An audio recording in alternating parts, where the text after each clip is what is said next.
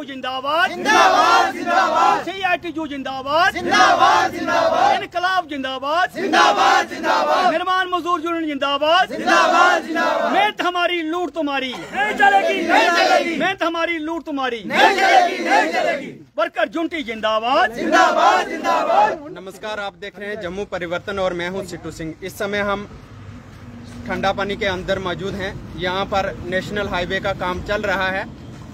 आज हमारे साथ बातचीत करने के लिए मौजूद हैं CIT यूनियन के जनरल सेक्रेटरी ओम प्रकाश जी। जानने की कोशिश करेंगे कि जिस कंपनियों द्वारा ठेके लिए जाते हैं आखिर मजदूरों को किस तरह की सहूलियत दी जाती है। हालांकि हमें सुनने में आया कि जो गाड़ियां जो ड्राइवर चला रहे हैं ना तो इनके इंश्योरेंस है ना इनके कोई दस्तावेज हैं। हम ये सरकार से पूछना चाहते हैं कि जो गाड़ियां सड़क पर चलती हैं उनसे टैक्स भी लिया जाता है, उनकी जो हर साल मेंटेनेंस भी की जाती है और उनके RC लाइसेंस सब कुछ चेक किए जाते हैं। आखिरकार ये किसके सहारे चल रहे हैं? कल को कोई एक्सीडेंट होगा, किसी की कैजुअलिटी होगी, उसका जिम्मेवार कौन होगा? क्या आखिरकार ये कंपनी यहाँ पर किस तरीके से चला रही है, किस तरीके से इनको ठेका दिया गया है, उस पर बातचीत करने के लिए मौजूद हैं ओम प्रकाश जी। ये बताएंगे कि किस किस तरीके की फैसिलिटी मजदूरों को यहाँ पर मिलती है। सर, आप यहाँ पर आज विजिट किया आपने, अब हमें बताइए कि आप इस संगठन के हिस्सा हैं, आपको सारा मालूम है कि किस तरीके की मजदूरों को फैसिलिटी दी जाएगी और आप यहाँ पर पहुँचे, क्या मजदूरों को वो फैसिलिटी मिल रही है? सबसे पहले मैं आपका शुक्रिया अदा करूँगा वैसे भी हमारा संगठन CITU है, आपका नाम सिट्टू सिंह है, परिवर्तन जम्मू, तो इसलिए नाम जुड़ता मिलता है।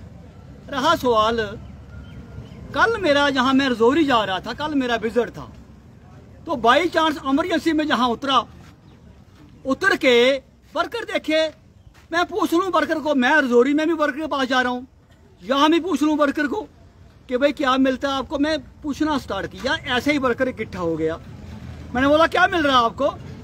तो जब मैंने पूछा, 12 घंटे काम ले रहे हैं, 8 घंटे का दाम नहीं दे रहे। 8 घंटे का दाम बनता है 18-20 हज़ार, 22 हज़ार, 25-26 हज़ार, जैसा unskilled, semi skilled, skilled clerical staff, high skilled, अलग अलग कैटेगरी है। तो जब मैंने देखा मैं हैरान हुआ और बातें भी पूछी, तो इतने में यहाँ का स्टाफ भी परेशान हो गया कि ये तो हमने गुलाम बना के रखे थे, कौन आदमी आ गया। मेरे ख्याल में लेबर लॉ के बारे में मेरे ख्याल में पता है इनको है, मगर उन्होंने घेरा डेरा डाला है, तो घेरा डेरा थोड़ा हमारा भी है।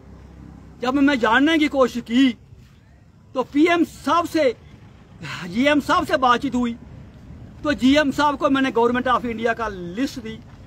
मैंने बोला ना ही आप मिनिमम वेज दे रहे हो, 12 घंटे काम ले रहे हो, जिसकी सैलरी आप 14,000 दे रहे हो उसकी 26,000 बनती है, जिसको आप 10,000 दे रहे हो उसकी 20,000 बनती है, और OT साथ में, PF आप नहीं काट रहे, एम्प्लॉय इंश्योरेंस स्कीम ESI आप नहीं, सेफ्टी शूज आपके नहीं, गाड़ी के ढांचा सांचा आपका ठीक नहीं, सारा मैंने डिस्कस किया।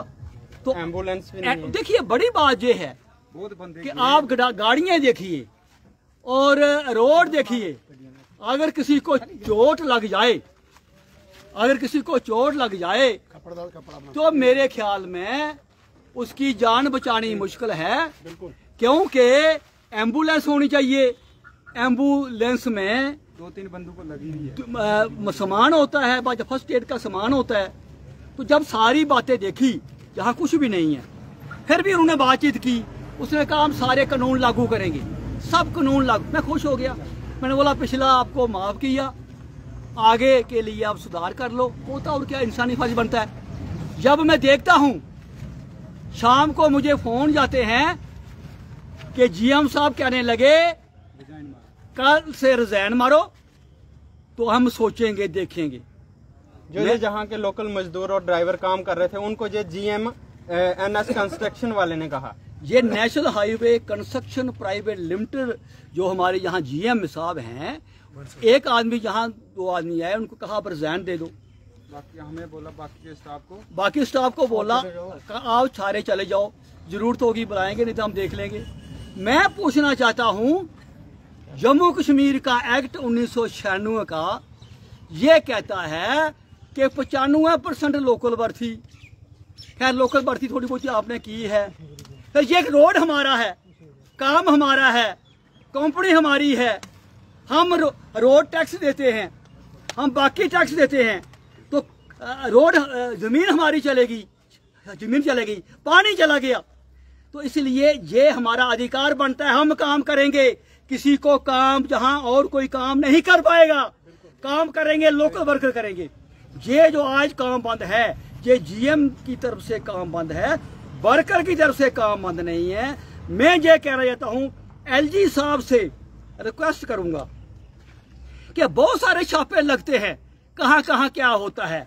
दिल्ली में भी मैंने अखबार पढ़ी, सुबह छापा था, कल छापा था, और जहां पर नाक के नीचे काम चल रहा है, जहां सारी एडमिनिस्ट्रेशन है, मैं उनसे गुजारिश कहूंगा, जहां लेबर कमीशनर है, रीजनल लेबर कमीशनर है, क्या आपने कभी कोशिश की यहाँ छापा मार के देखा? मैं तो ठीक है, मैं जनरल सेक्रेटरी, हम तो वर्कर के लिए, वेलफेयर के लिए काम करते हैं, पर आपकी ड्यूटी बनती थी वर्कर से के साथ मीटिंग लेनी, क्या मिलता क्या नहीं मिलता, जो ड्यूटी आपकी बनती थी आपने नहीं की। आज वर्कर खुद समझकर, आज वर्कर खुद रोड में आया है। आपने देखा कि वर्कर ने जहां अपनी परेशानियां सारी मीडिया के माध्यम से, थ्रू से सरकार के आगे रखी, यहाँ की एडमिनिस्ट्रेशन से एसएम साहब, एसएचओ साहब, एसडीपीओ साहब, तहसीलदार साहब, एसएसपी साहब, डीसी साहब, मैं उनसे गुजारिश करूंगा कि अब बात ऐसी है कि फौरी तौर पर एलजी साहब को खासकर मैं गुजारिश करूंगा कि फौरी तौर पर जो गुलामाना दौर पर जहां बना के रखा है, जहां पर national highway private construction company ने 1.5 साल से गुलामाना तौर पर वर्कर को गुलाम बना के रखा है, तो ये वर्कर आजाद रहेगा। और आजाद करके जहां पर जो आज काम बंद है, वर्कर ने जो प्रोटेस्ट किया, हम चाहते हैं गवर्नमेंट ऑफ इंडिया का लेबर लॉ लागू हो। हम कहते हैं जो लेबर लॉ में लिखा है, एम्बुलेंस लिखी है, पीएफ लिखा है, ईएसआई लिखा है, सैलरी महीनों महीना सैलरी लेट होती है। अरे भाई गाड़ियों के कागज नहीं है, अगर कोई एक्सीडेंट हो गया तो ड्राइवर फंसेगा, और लाइसेंस थाने में पड़े हैं, कुछ मैनेजमेंट के पास पड़े हैं, मैनेजमेंट ने लाइसेंस अपने पास रखे हैं फंसाने के लिए, कि फंसेगा वर्कर फंसेगा, हमारी गाड़ी के कागज नहीं है, फंसेगा वर्कर फंसेगा, गाड़ी हम मलबा बेच देंगे। ऐसी बातें कुछ हैं। हम ये चाहते हैं कि जहां पर कोई ढांचा सांचा गवर्नमेंट ऑफ इंडिया की सब झूठी है, ये मशीनरी एक्ट हो, और जहां पर वर्कर को इंसाफ मिले, इस एरिया को इंसाफ मिले। जहाँ अगर ये मैनेजमेंट सोचती है कि हम गुंडागर्दी से सब कुछ दबा लेंगे, आज ही अभी ही मेरी टीम जम्मू से आ रही है, सेक्रेटरी आ रहा है, वाइस प्रेसिडेंट आ रहा है, लैपटॉप साथ होगा, हम जहाँ से एलजी को भी मेल करेंगे, जहाँ से हम मोदी जी को सबका विकास, सबका साथ, उसको भी हम मेल डालेंगे कि मोदी साहब आपके राज में जहाँ बच्चे भूखे मरते हैं, आपके राज में मजदूरों को गुलाम बनाया जाता है, आपने जहाँ एलजी रखा है, एलजी साहब जहाँ पर हैं, एलजी साहब से रिक्वेस्ट करूँगा, एलजी साहब आप बड़े हो, बड़े मेहरबानी करके मीडिया के माध्यम से आपको मैं कहना चाहता हूँ कि जे अब गुंडागर्दी नहीं चलेगी, गुंडागर्दी के खिलाफ आवाम आ गया है, ये जगह हमारी है, सब कुछ हमारा है, देश हमारा है, तो हमें इनको काम चाहिए। 8 घंटे कराना 8 घंटे करवाओ, 12 घंटे करवाना ओटी मिलेगी। इतना कहते हुए मैं अपनी यहाँ बात समाप्त करता हूँ। नारे दे दूंगा जोर से, आप जोर से हाथ खड़े कर जवाब दोगे, आवाज दो, आवाज दो, AITU जिंदाबाद, जिंदाबाद जिंदाबाद, AITU जिंदाबाद, जिंदाबाद जिंदाबाद, इनकलाब जिंदाबाद, जिंदाबाद जिंदाबाद, हमारी लूट तुम्हारी नहीं चलेगी, नहीं चलेगी, हमारी लूट तुम्हारी नहीं चलेगी, नहीं चलेगी, लागू करो, लागू करो, लागू करो, लागू करो, लागू करो, लागू करो। मेहनत हमारी, लूट तुम्हारी नहीं चलेगी। ओम प्रकाश जी से बातचीत की, एक चुकाने वाली खबर सामने आई कि आखिरकार क्या सबका साथ सबका विकास, यहाँ पर मजदूरों को दबाने की कोशिश की जा रही है। क्या इन कंपनियों की चेकिंग नहीं की जाती? क्या लेबर कमिश्नर हैं, क्या अभी उन्होंने इन मजदूरों से पूछा कि आपको सेफ्टी शूज मिलते हैं या नहीं मिलते हैं, क्या गाड़ियों के इंश्योरेंस हैं या नहीं है। आप देख सकते हैं कि जितने भी ये मजदूर हैं, क्या इनको हॉस्पिटल का इंश्योरेंस दिया जाता है या नहीं दिया जाता है, किस तरीके की व्यवस्था है। क्या मजदूर जो काम कर रहे हैं 8 घंटे इनकी ड्यूटी होती है और 12 घंटे इनसे काम लिया जाता है, 12-14 घंटे काम लिया जाता है, और जो 25-25 हजार सैलरी बनती है उसका 14,000 रुपया सैलरी दी जाती है। अगर कोई बाहर से ठेकेदार या जो इंचार्ज आता है यहाँ पर, ऐसा सुनने में आया कि उसको 20,000 दी जाती है, लेकिन जहाँ का जो लोकल होगा उसको मात्र 12 से 13,000 दी जाती है। आखिरकार हम ये पूछना चाहते हैं, क्या जो जम्मू कश्मीर के वासी हैं उनका हक नहीं है, क्या वो काम नहीं करते हैं। हम जिला आयुक्त राजौरी से भी ये मांग करना चाहते हैं कि एक कमेटी गठित की जाए और इस कंपनी की जांच की जाए और इन मजदूरों से पूछा जाए कि क्या इनको वो सुविधाएं मिल रही हैं, या फिर जो जहां पर डंगे लगाए जा रहे हैं सब स्टैंडर्ड। हमने पहले भी खबर की कि रेतला पत्थर डंगों में लगाया जाता है। हमने जो खबर की थी वो डंगा भी गिर चुका है, क्योंकि सब स्टैंडर्ड मटेरियल यूज किया जाता है, कोई पूछने वाला नहीं है।